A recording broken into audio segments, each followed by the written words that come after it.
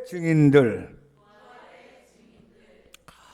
사람들이 예수님을 믿는데 신앙의 걸림돌이 되는 것 중에 하나가 이 부활이라는 것입니다. 예수님이 십자가에 못 박혀 죽은 것은 믿겠는데 예수님이 죽었다가 다시 살아나는 것은 못 믿겠다 그 말이에요. 어차피 사람은 한번 죽잖아요. 아파서 죽든지 늙어서 죽든지 병들어서 죽든지 사고 나서 죽든지. 그 예수님도 뭐 착한 분이지만 또 우리를 위하여 십자가에 못 박혀 죽었다는 거 예수님도 사람으로 사셨다 죽었구나 그건 믿겠다 이래. 그런데 어떻게 죽었다가 다시 살아났느냐, 이건 내가 도저히 이해가 안 되고 믿음이 안 생깁니다 하는 그런 교인들도 교회 안에 있을 수 있습니다. 왜냐하면 내가 2000년 전에 직접 보지 않았잖아요. 현장에 없었잖아요. 그럼 내가 믿으라고 그러니까 목사님은 믿으라고, 목사님은 믿음이 있어서 얘기하는데 나는 이게 도저히 수용이 안 됩니다 하는 겁니다. 그런데 여러분 꼭 기억하세요. 우리가 그리스도인이 되어서 예수 믿는 사람이 되려면 십자가의 죽음에 대한 믿음과 부활에 대한 믿음이 다 있어야 됩니다. 나는 십자가에 대한 믿음은 있는데 부활의 믿음은 없습니다. 그럼 참된 그리스도인이 될 수가 없어요. 또 나는 부활은 믿는데 십자가는 내가 안 믿어집니다. 그것도 참된 그리스도인이 될 수가 없습니다. 왜냐하면 성경은 예수님의 십자가의 죽음과 고난과 피 흘림과 예수님이 죽으셨다가 다시 살아나심을 굉장히 강조합니다. 이 두 가지를 다 믿어야만 저와 여러분이 구원을 받는 사람이 된다고 말씀하고 있습니다. 자, 오늘 몇 가지 성경 구절 한번 같이 크게 읽어봅시다. 로마서 1장 4절 시작. 성결의 영으로는 죽은 자들 가운데서 부활하사 능력으로 하나님의 아들로 선포되셨으니 곧 우리 주 예수 그리스도시니라. 여러분 보세요. 죽은 자들 가운데서 부활하사 하나님의 능력으로 하나님의 아들이라는 것이 객관적으로 가르쳐준 선포된 사건이다. 만약에 예수님이 십자가에 못 박혀 죽고 부활하지 아니했다면 예수님이 진짜 하나님의 아들인지 메시아인지 그리스도인지 구세주인지 우리 죄 문제를 해결했는지 알 수가 없다는 거예요. 진짜인지 가짜인지. 예수님이 그냥 엉뚱한 소리만 하고 그냥 죽고 끝났다면 알 수가 없다. 2000년 전에 그런 사람이 있었구나.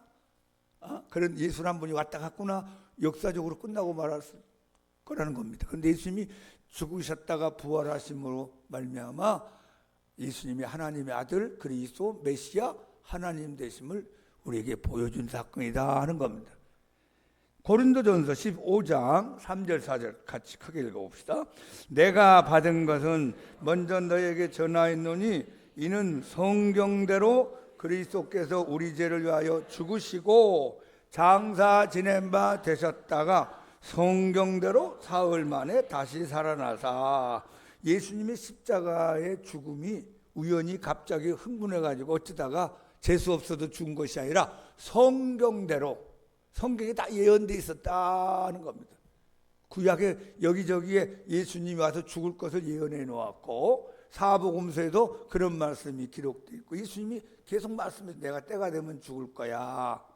그래서 제자들은 그걸 잘 몰랐겠죠. 근데 우리 죄를 위하여 죽으시고 장사 지낸 바 됐다가 성경대로 사흘 만에 3일 만에 다시 살아나. 이게 복음의 핵심입니다. 우리가 복음을 믿으세요, 복음 설교를 하세요, 복음을 전합니다 그러잖아요. 복음의 핵심이 뭐냐? 예수님 십자가 부활. 한번 해보세요. 예수님 십자가 부활. 이게 복음의 핵심이에요. 그게 없으면 복음이 아니에요. 예수님 십자가 부활. 그런데 이제 이 십자가 복음과 부활의 복음이 예수님 안에서 이루어졌다는 것을 우리가 믿어야만 구원을 받는다 그 말입니다. 로마서 10장의 9절 시작. 내가 만일 내 입으로 예수를 주로 시인하며 하나님께서 그를 죽은 자 가운데서 살리신 것을 내 마음에 믿으면 구원을 받으리라. 한번 해보세요. 예수님은 내 구주, 여러분 입에서 나와야 됩니다. 이게 잘 안 나와요. 안 믿어지니까. 억지로가 아니라 진짜 내 마음에도 믿고 내 입으로 나와야 돼요. 마음에 믿은 게 입으로 나오잖아요. 다시 한번, 예수님은 내 구주. 진실된 고백이 되기 바랍니다. 만일 내 입으로 예수를 주로 구주로 시인하며 하나님께서 그를, 예수를 죽은 자 가운데서 살리신 것을, 하나님이 죽은 자 가운데서 예수님을 살리신 것을 네 마음에 믿으며, 그랬으니까 마음에 믿어져야 된단 말이에요. 그러면 뭐 주어진다고요? 구원을 받으리라. 마음으로 믿고 입으로 시인하고. 여러분 마음에 믿어지기를 축복합니다. 그리고 입으로 시인하세요. 예수는 내 구주, 예수는 내 그리스도, 예수는 내 메시아, 예수는 하나님 아들. 이거 참 고백을 해야 돼요. 목사님이 안 믿어지는데 설교한다, 난 사기꾼이겠죠. 목사님도 안 믿어지는데 어떻게 얘기하겠어요? 제가 만약에 믿지 않고 한다면 가짜가 될 거예요. 저는 믿습니다. 할렐루야. 여러분도 믿으시기를 축복합니다. 자, 내 마음에 믿으면 구원을 받으리라. 자, 로마서 4장 25절 시작. 예수는 우리가 범죄한 것 때문에 내줌이 되고 또한 우리를 의롭다 하시기 위하여 살아나셨느니라. 여기 십자가 부활이 다 들어갔어요. 예수님은 우리가 범죄한 것 때문에, 죄 때문에 내줌이 되고, 이 내줌이 십자가 사건, 십자가에 내줌이 되고, 십자가에 형벌받고, 십자가에 고난받고, 창에 찔리고, 못에 피 흘리고, 옷 벗김 당하고 심판을 받게 된 거예요. 우리의 죄 때문에, 우리 죄 문제를 해결하기 위해서고, 그리고 우리를 의롭다 하시기 위하여, 한 번도 죄를 짓지 아니한 사람으로 여겨주시도록 우리를 의롭다 하며 은혜를 주시기 위하여 죽으셨다가 살아나셨느니라. 그러니까 내줌은 십자고, 살아나시면 부활. 이런 성경을 보면은, 성경은 분명히 예수님의 십자가의 죽음과 다시 살아나신 부활의 사건이 매우 강조되고 있다는 것을 성경에서 알 수가 있습니다.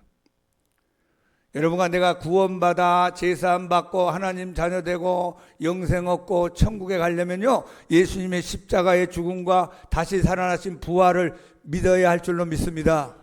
이건 믿어져야 됩니다. 교회는 5년 10년 다녔는데 아유 목사님 나 아직도 안 믿어집니다. 그러면 좀 문제가 있는 겁니다. 고장난 자동차가 문제가 있는 겁니다. 그러면 예수님의 부활하심을 우리가 어떻게 믿을 수 있습니까? 이게 왜 어렵냐면 눈에 안 보이는 사건이었잖아요. 또 2000년 전의 사건이고 우리가 현장에도 없었잖아요. 자, 먼저 여러분이 부활을 믿으려면은 한번 크게 합시다. 하나님은 가능하다. 하나님은 할 수 있다. 그런 믿음이 있으면 돼요. 창세기 1장에도 하나님이 아무것도 없는 데서 하나님이 말씀을 통하여 전능하신 능력으로 천지를 창조했잖아요. 아니 하나님이 천지를 창조한 능력을 가지고 계신 분이 그래 마리아의 몸에서 처녀 몸에서 아기 예수 탄생 못 시키겠어요? 전능하신 하나님이 우주를 만들고 세상을 만드신 그런 전능자된 하나님이 그래 죽은 자를 왜 못 살리겠어요? 전능하신 하나님이 그래 홍해를 못 가르겠어요? 하나님 할 수 있어요. 여러분이 먼저 하나님은 가능하다. 하나님은 할 수 있다. 하나님은 사람이 아니다. 그러면 하나님은 죽은 자도 살려낼 수 있다. 이 믿음을 가지면 믿어집니다. 다시 한번 하나님은 가능하다. 하나님은 할 수 있다. 예수님을 죽은 자 가운데서 살리신 것은 하나님이 전능하신 능력으로 살리셨다고 성경이 계속 말씀합니다. 또한 우리가 이 부활의 신앙을 갖고 믿으려면은 성경 말씀을 그대로 믿는 믿음이 필요합니다. 누구의 말을 듣고 믿는 게 아니고 어떤 사람의 책을 믿는 게 아니고 어떤 사람의 사상을 따라가는 게 아니라 하나님의 진리의 말씀, 생명의 말씀. 여러분 하나님이 못하는 게 거짓말 못합니다. 하나님은 거짓말을 할 수가 없어요. 하나님은 진리이기 때문에 진실된 말씀만 합니다. 과장된 말도 안 해요. 그러면 우리는 이 창세기로부터 계시록까지 성경에 있는 말씀에 우리 인생을 걸고 우리 신앙의 길을 달려가는 겁니다. 그런데 성경이 예수님이 부활했다, 예수님이 다시 살아나셨다, 계속 구약과 신약과 복음서에서 서신서에서 많이 말씀하고 기록하고 우리에게 강조하고 있습니다. 말씀을 그대로 믿기를 예수 이름으로 축복합니다. 예수님의 부활 사건요, 마태복음 28장, 마가복음 16장, 누가복음 24장, 요한복음 20장, 21장, 사복음서에 다 기록되어 있습니다. 여러분, 없는 사실을 그렇게 거짓말로 기록해 놓을 수 있겠어요? 많은 사람이 또 목격을 했어요. 어떤 경우는 한 사람이 보고, 두 사람도 보고, 어떤 사람 10명이 보기도 하고, 11명이 예수님 부활한 걸 만나기도 하고, 심지어는 100명 이상의 사람들이 예수님의 부활도 눈으로 목격했다고 말씀합니다. 자, 부활의 증인들이 있는 걸 성경에 기록하시니까 하나님 말씀을 그대로 믿으세요. 나는 성경을 믿는다. 시작. 성경에 그런 기록이 있으니까 믿으세요. 우리가 이 부활의 신앙을 갖고 예수님의 부활을 믿는데 결정적인 역할을 하는 분이 성령님이십니다. 나 머리로 이해가 안 됩니다.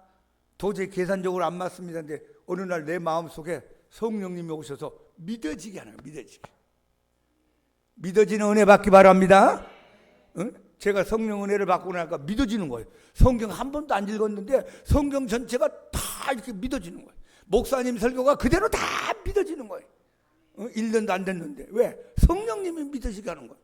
지금도 제가 믿어지는 신앙이 있기 때문에 여러분들에게 믿음을 얘기하는 거예요. 성경을 얘기하는 겁니다. 기도하세요. 성령님, 저에게 믿어지는 은혜를 주옵소서. 시작. 이거 아무리 연구하고 공부하고 책을 보고 설명을 해도 내가 믿어져야 될 거 아니에요. 마음속에서. 머리로는 알냐. 머리로는 2000년 전에 그런 일이 있었다더라. 성경에 이런 게 기록되었다더라. 근데 마음이 안 믿어요. 이 마음. 이게 믿어지려면요, 성령 하나님이 여러분에게 믿어지는 은혜를 주시기를 바랍니다. 이게 믿어지는 은혜라고 그래요. 믿어지는 은혜. 우리 양문께 이 자리에 참석한 모든 분들 믿어지는 은혜가 임하기를 바랍니다. 하나님은 가능하다. 하나님 못할 게 뭐 있느냐? 죽은 자도 살리시는 하나님이다. 없는 것도 만들었는데 이 지구 덩어리도 만들고 태양도 달도 저 별들도 만들고 온갖 삼라만상의 모든 피조물을 만든 전능하신 하나님이 그래 죽은 자 하나 못 살리겠냐? 당연히 살릴 수 있다. 그럼 믿어지는 거예요. 그리고 나는 이 말씀이 하나님 진리의 말씀이라 믿고 이 말씀을 보니까 주님이 부활했다고 했어요. 나는 믿는다. 말씀을 믿는다. 그리고 여러분에게 와 계신 성령님이 여러분의 영혼 속에서 믿어지는 은혜를 주기를 예수 이름으로 축복합니다. 오늘 요한복음 20장에 막달라 마리아와 베드로와 요한 3명의 부활의 증인들의 이야기가 나옵니다. 다른 성경을 보면은 막달라 마리아만 한 게 아니라 몇 명의 여인들이 안식 후 첫날, 지금으로만 주일날, 일요일날 새벽에 예수님 무덤에 시신을 보러 갔습니다. 뭐 향유를 발라주려고 했든지 하여튼 예수님의 시신에 무엇인가 도움을 주고 찾아갔는데 오늘 특별히 요한복음은 막달라 마리아에게 초점을 맞추고 있습니다. 그리고 제일 처음으로 12제자 가운데 베드로하고 또 다른 예수님의 제자, 그 사람은 요한입니다. 사도 요한하고 3명이 빈 무덤을 목격하게 되고 예수님의 부활을 최초로 알게 된 사람들의 이야기가 기록되어 있습니다. 저는 이 본문을 읽으면서 하나님의 은혜가 얼마나 좋고 복되고 중요한가를 한번 생각해 봤습니다. 자, 부활의 증인들에게만 하나님의 은혜를 한번 추적하면서 은혜 받기를 바랍니다. 먼저 한번 크게 합시다. 하나님은 예상치 못한 은혜를 주신다. 여기 막달라 마리아가 가장 먼저 안식 후 첫날 일찍 예수님의 무덤에 찾아갔습니다. 여러분, 막달라 마리아가 어떤 사람인가 한번 생각해 보세요. 막달라라는 이 말은 갈릴리 호숫가에 있는 조그마한 마을의 이름입니다. 지금으로 말하면 상계동, 뭐 쌍문동 그런 것처럼 막달라라는 지역에 살고 있는 마리아. 그 당시 마리아라는 이름이 좀 많았던 것 같아요. 예수님 어머니도 마리아죠. 마리아 이름이 몇 분 나와요. 근데 이게 막달라에 살고 있던 마리아. 그분이 과거에 어떤 사람인가? 자, 한번 마가복음 16장 9절을 한번 크게 읽어봅시다. 시작. 예수께서 안식 후 첫날 이른 아침에 살아나신 후에 전에 7 귀신을 쫓아내어 주신 막달라 마리아에게 먼저 보이시니, 자, 막달라 마리아 앞에 뭐라고 설명했죠? 7 귀신에게 시달렸다 그랬어요. 여러분, 한 마리 귀신이 들어와도 이게 정상적으로 살지 못합니다. 여러분, 이 귀신이라는 놈이 사람 속에 들어오면요, 비정상적인 인생을 삽니다. 비정상적인 생각을 합니다. 비정상적인 말을 합니다. 비정상적인 행동을 합니다. 비정상적인 몸이 나타납니다. 사회생활을 제대로 못할 수가 있어요. 인간관계를 깨뜨려버릴 때가 있어요. 가족 간에 참 고통을 줄 때가 있어요. 이 약한 귀신 같은 영이 들어오면. 근데 이 막달라 마리아에게 몇 마리가 들어갔어요? 7마리. 한 마리도 아니고 2마리. 여러분, 성경 여러분, 어떤 사람은 1마리, 2마리, 3마리, 4마리, 5마리, 6마리, 7마리. 마가복음 5장에 보면 거라사 광인이 나타나는, 미친 사람이 나타나는 그 사람에게는 얼마나 많은 귀신들이 들어간지 몰라요. 오늘도 우리 주위에 이 귀신이라는 놈이 1마리, 2마리, 3마리, 5마리, 7마리, 10마리 들어가고 우리 주위에서 고통 가운데 사는 사람도 많이 있습니다. 그런데 이 막달라 마리아가 예수님을 만나게 돼요. 예수님을 만나서 예수님의 능력으로 7마리를 다 쫓아내 주니까 이 막달라 마리아가 정상적인 사람으로 돌아왔어요. 정상적인 생각, 정상적인 말, 정상적인 몸, 정상적인 마음, 정상적인 손과 발이 됐어요. 얼마나 고마워요. 7마리 귀신한테 시달려서 참 고통스러운 인생을 살다가 예수님 말씀에, 예수님의 능력으로 고침받아 너무너무 고마워서 그 다음부터 예수님의 제자가 됩니다. 예수님의 제자가 돼서 예수님의 필요한 걸 뒤에서 다 뒷바라지하는 하나님의 딸로 봉사하고 헌신한 사람이 막달라 마리아입니다. 얼마나 예수님 앞에 고마워요. 그래서 잠을 설치면서 예수님 죽으심을 안타까워하면서 주일날 새벽에 일찍, 다른 성경에 보면 사경이라고 나옵니다. 사경이 언제냐면은 새벽 3시부터 새벽 6시 사이입니다. 그러니까 새벽 4시에 갔는지 5시 갔는지 하여튼 어둠침침한 아직 동이 트기 전에 이 막달라 마리아가 예수님의 무덤 있는 시체가 있는 그것으로 찾아갔어요.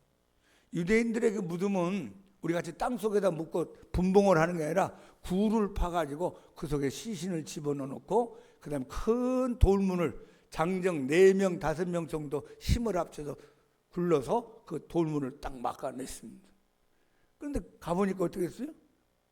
돌문이 옆으로 제쳐져 있는 거예요. 가서 보니까 예수님 시체가 보이지 않습니다.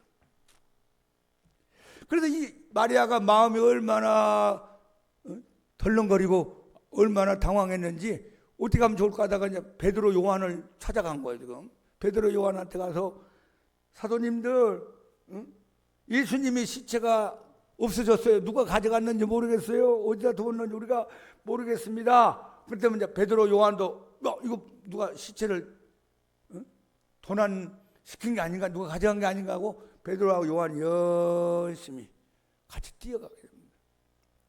뛰어가고 가서 보니까 진짜 수건 썼던 이 머리에 씌웠던 것도 따로 있고 세마포도 따로 있고 예수님의 시신이 보이지 않는 것을 베드로와 요한이 확인하고 나서 베드로와 요한은 집으로 돌아간 이야기가 오늘 10절까지 이야기입니다.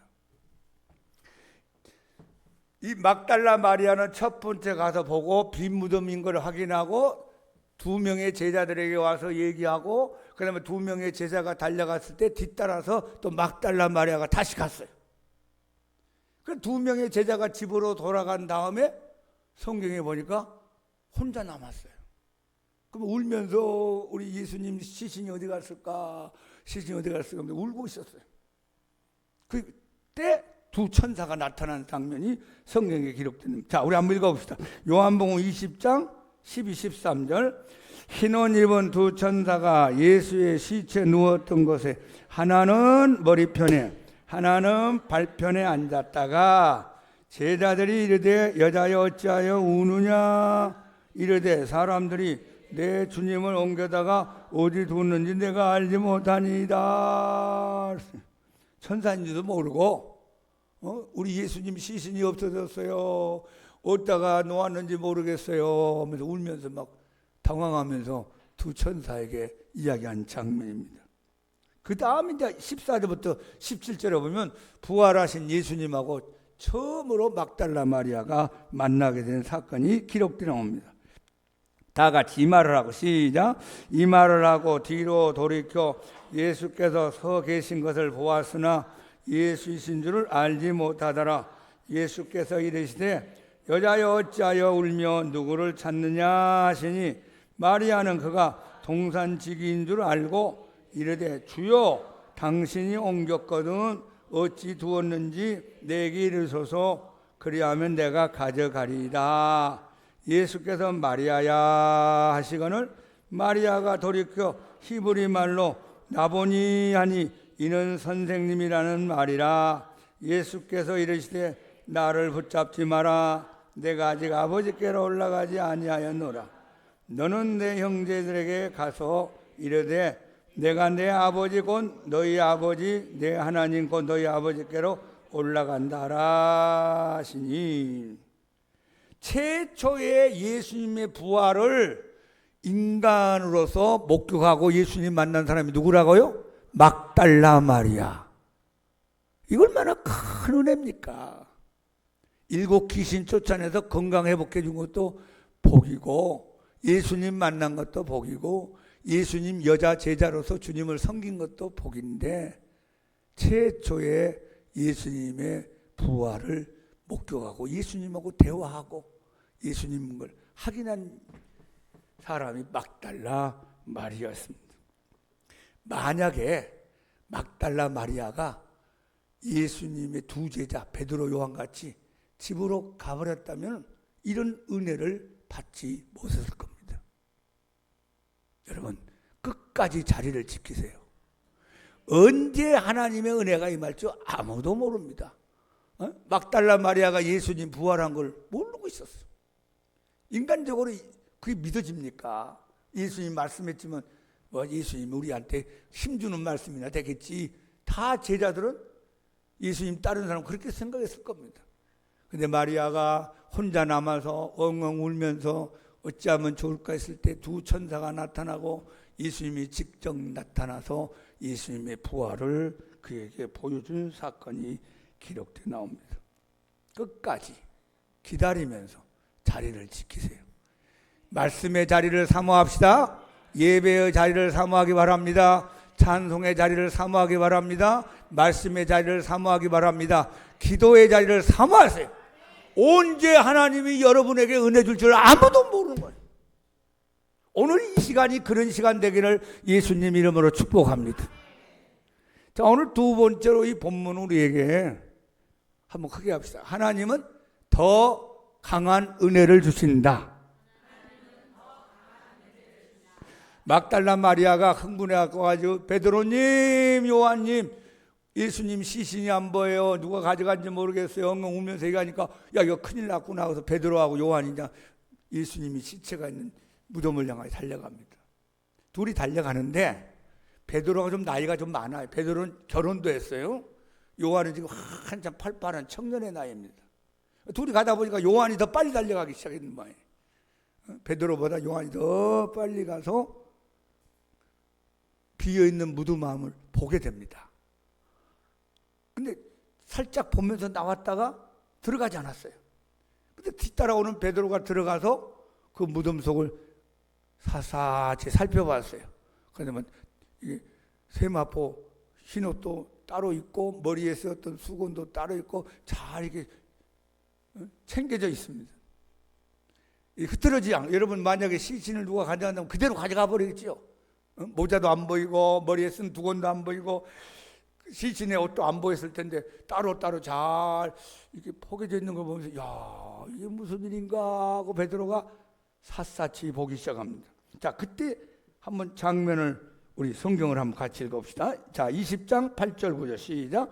그때야 무덤에 먼저 갔던 그 다른 제자도 들어가 보고 믿더라. 여기 그 다른 제자가 누구냐면 사도 요한을 말합니다. 성경학자들은 사도 요한이 겸손한 마음으로 사도 요한이 쓴 요한복음을 쓸 때 자기를 드러내지 않으려고 자기 이름을 드러내지 않고 예수님이 사랑하는 제자 또 다른 제자 하는 이분이 사도 요한이다. 요한복음을 사도 요한이 썼습니다. 들어가 보고 믿더라 했어요. 질sem에 사도 요한이 먼저 달려가서 굴속을 보니까 시신이 안 보여요. 여러분 그때 봤다는 말씀이 나오는데 그건 실컷 봤다는 거예요. 그냥 간단히 스치면서 봤다. 두 번째 이제 베드로가 뒤따라와서 들어가서 시신이 있는 자리를 보았다 하는 말씀은 이것은 샅샅이 낱낱이 자세히 보았다. 응? 우리 형사같이 무슨 시신을 검사하는 무슨 과학자들 같이 샅샅이 봤다 그 말이에요. 그리고 여기 오늘 무덤에 먼저 갔던 그 다른 제자 요한도 들어가 보고 뭐 했다고요? 한번 해보세요. 보고 믿더라. 보고 믿더라. 안 보고 믿으면 제일 좋은데 보고 믿더라. 그 다음 말씀. 그들은 성경에 그가 죽은 자 가운데서 다시 살아나려 하리라 하신 말씀을 아직 알지 못하더라 그랬어요. 자, 우리의 신앙의 세 가지 모습이 보입니다. 말씀을 그대로 믿는 사람 대단한 거죠. 창세기부터 계시록까지 난 그대로 믿는다. 대단한 거죠.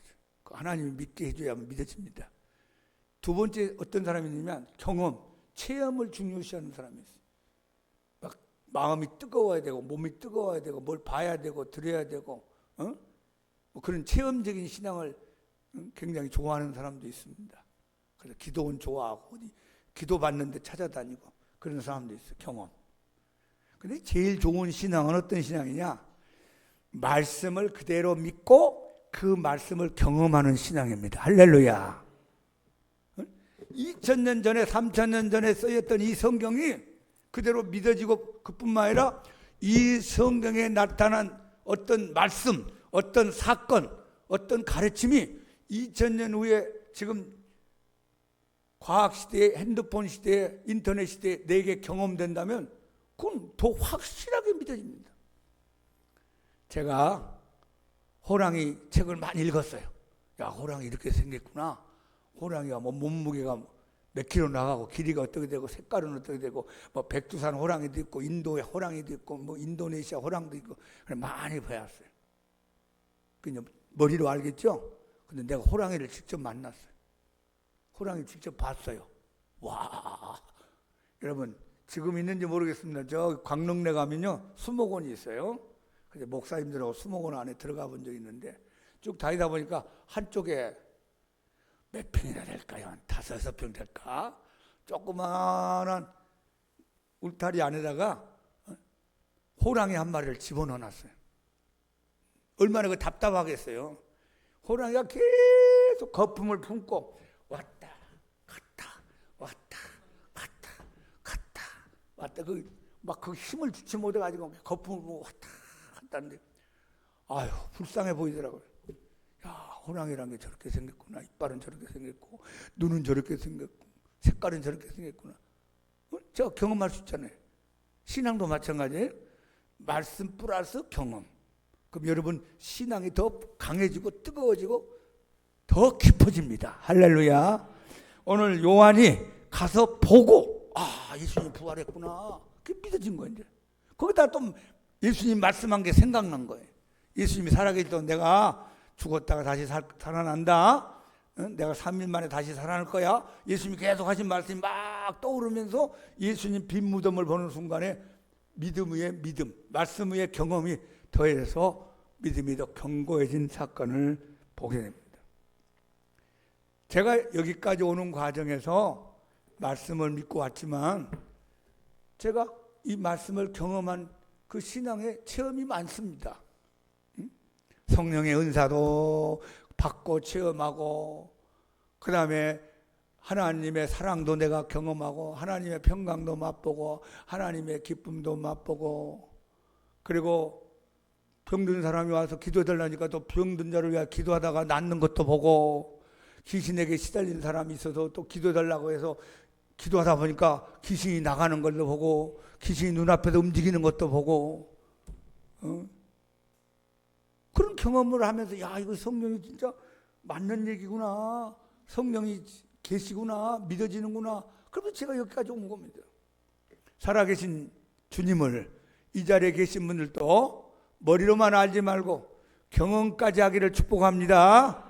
말씀 더하기 경험. 그러면 여러분 더 큰 은혜를 받고 믿음이 강해지고 믿음이 깊어지고 주님을 떠날 수가 없습니다. 많은 사람이 머리로만 알다 보니까 하나님의 경험이 없어요.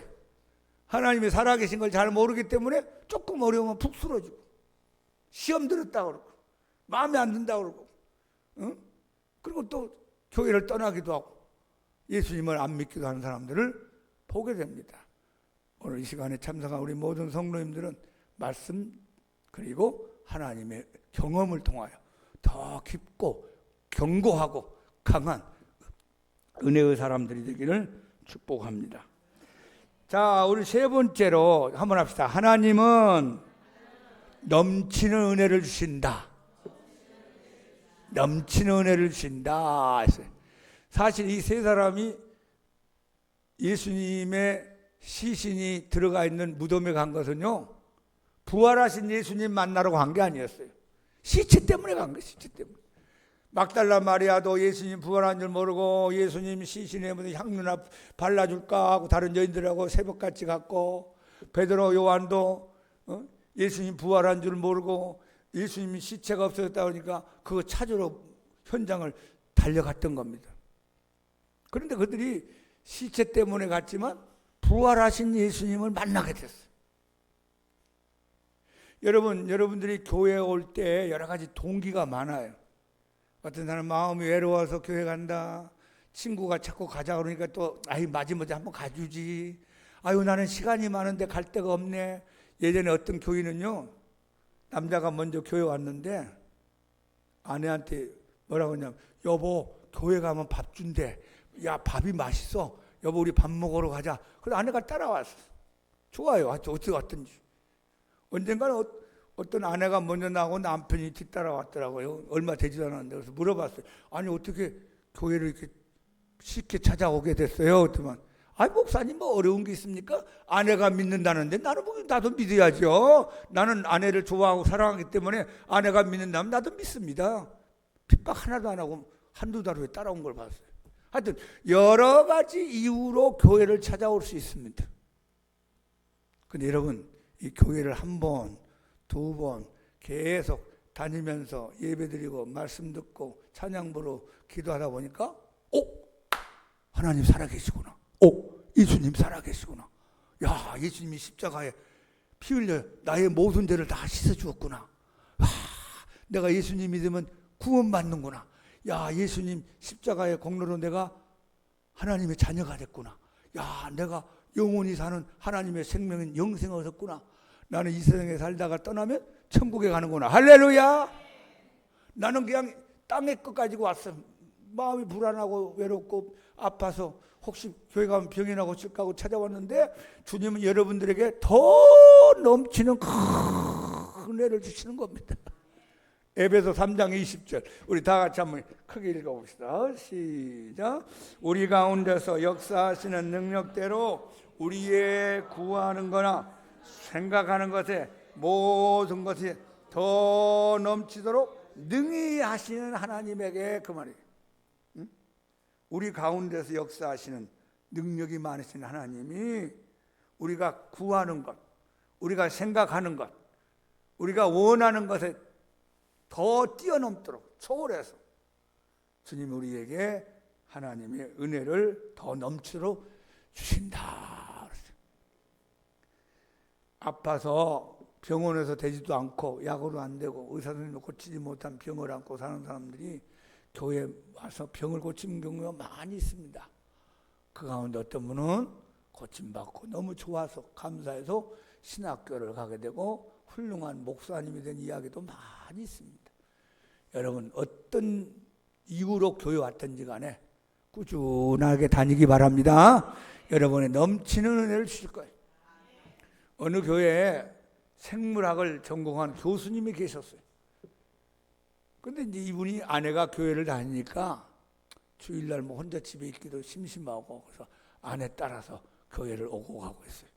믿음이 있는 건 아니었습니다.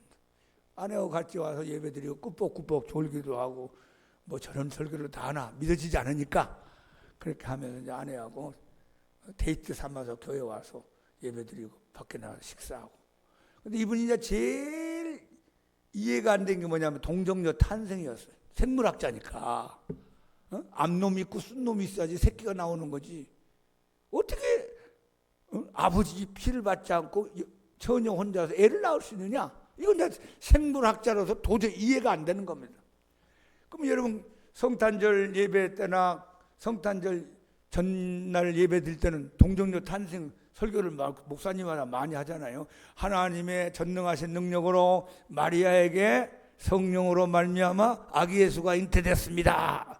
목사님 그런 설교를 매년마다 비슷하게 했을 거예요. 그러면 이 생물학자라는 남편 되는 분이 예배 끝난 다음에 목사님 방에 찾아온대요. 목사님, 얼굴이 뻘개져갖고 목사님과 따지는 거예요. 응? 그러게 말이 됩니까? 목사님 그 말도 안 되는 소리를 어떻게 설교합니까? 생물학적으로 보면 이렇게 우쭈우쭈 막 설명하는 거예요.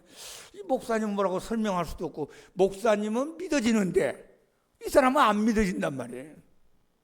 어떻게 안 믿어진다는데. 그래서 한 귀로 듣고 한 귀로 흐르는데 어느 해 성탄절 예배가 끝난 다음에 부인하고 둘이 또 목사님 방을 찾아왔더래요.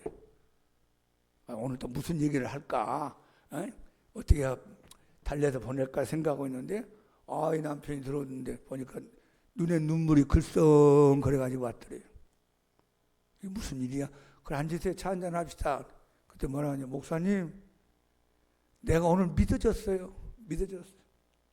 오늘 목사님이 동정녀 탄생에 대한 설교를 하는데 나도 모르게 눈물이 핑 돌면서 내 마음에 믿어졌어요. 하나님은 할 수 있구나.